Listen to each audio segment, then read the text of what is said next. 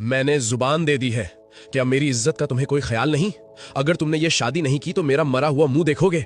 ये वो जुमले हैं जो आजकल हमारे घरों में हथियार की तरह इस्तेमाल होते हैं। माँ बाप अपनी नाक बचाने के लिए अपने ही बच्चों को एक ऐसे रिश्ते में बांध देते हैं जहां ना दिल मिलता है ना रूह। हम इसे अरेंज मैरिज कहते हैं, लेकिन इस्लाम की नजर में अगर इसमें रजामंदी नहीं है तो ये जुल्म है। क्या आप जानते हैं कि जिस जबरदस्ती की शादी को आप अपनी इज्जत समझ रहे हैं, हमारे नबी हजरत मोहम्मद सल्लल्लाहु अलैहि वसल्लम ने उसे रद्द करने का हुक्म दिया है। हकीकत जानने के लिए चलिए सीधे हदीस की किताबों की तरफ चलते हैं। सही बुखारी हदीस 5186 और सही मुस्लिम हदीस 1468, दोनों में ये बात साफ तौर पर दर्ज है। हजरत अबू हुरैरा रजी अल्लाहु अन्हो रिवायत करते हैं कि हजरत मोहम्मद सल्लल्लाहु अलैहि वसल्लम ने फरमाया, किसी विधवा का निकाह उसकी साफ इजाजत के बिना न किया जाए और किसी कुंवारी लड़की का निकाह भी उसकी इजाजत के बिना न किया जाए।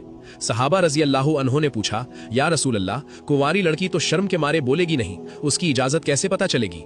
आप हजरत मोहम्मद सल्लल्लाहु अलैहि वसल्लम ने फरमाया, उसका खामोश रहना ही उसकी इजाजत है। यहाँ एक बहुत बारीक बात समझिए।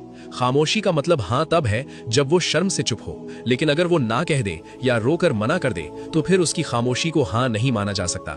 इस्लाम में निकाह दो दिलों का मुआहिदा है, जानवरों का सौदा नहीं कि जहां चाहो बांध दिया। अगर आपको लगता है कि माँ बाप जो करें वो सही है तो ये वाकया सुनिए। सही बुखारी हदीस 5138 में जिक्र है, एक सहाबिया थी हजरत खंसा बिन्त खिदाम रजी अल्लाहु अन्हा।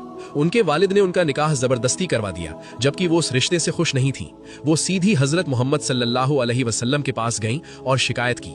क्या नबी हजरत मोहम्मद सल्लल्लाहु अलैहि वसल्लम ने ये कहा कि जाओ वालिद की बात मान लो? नहीं, आप हजरत मोहम्मद सल्लल्लाहु अलैहि वसल्लम ने उस निकाह को फौरन रद्द फरमा दिया। सोचिए, जब नबी के दौर में बाप की जबरदस्ती नहीं चली तो आज आपकी बिरादरी और नाक की क्या हैसियत है? आज इस जबरदस्ती का अंजाम क्या हो रहा है? आप अपने बेटे या बेटी को ब्लैकमेल करके कबूल है तो बुलवा लेते हैं, लेकिन उस कबूल है के पीछे जो दिल की बद्दुआ होती है वो पूरी नस्ल को बर्बाद कर देती है। नतीजा देखिए, शादी के बाद भी एक्स्ट्रा मैरिटल अफेयर्स, घर में रोज के झगड़े और मारपीट और आखिर में तलाक, जिससे आपकी वो इज्जत खाक में मिल जाती है जिसे बचाने के लिए आपने ये ड्रामा किया था। याद रखिए, निकाह का मकसद सुकून है और जहां जबरदस्ती हो वहां सुकून नहीं, सिर्फ घुटन होती है। आप दो जिस्मों को एक कमरे में बंद कर सकते हैं लेकिन दिलों को नहीं जोड़ सकते। तो ऐ माँ बाप, अल्लाह से डरिए। अपनी औलाद पर वो बोझ ना डालें जो अल्लाह ने उन पर फर्ज नहीं किया। बिरादरी क्या कहेगी, इससे ज्यादा ये सोचिए कि कयामत के दिन अल्लाह क्या कहेगा। और ऐ नौजवानों, इज्जत और अदब अपनी जगह, लेकिन अपना शरई हक पहचानना भी जरूरी है। अदब से बात करें लेकिन अपनी जिंदगी का फैसला सोच समझ कर लें। अब आप कमेंट में बताइए, क्या आपके आसपास भी कोई ऐसी शादी हुई है जो सिर्फ दबाव में की गई थी और उसका अंजाम क्या हुआ? अपनी राय जरूर लिखें।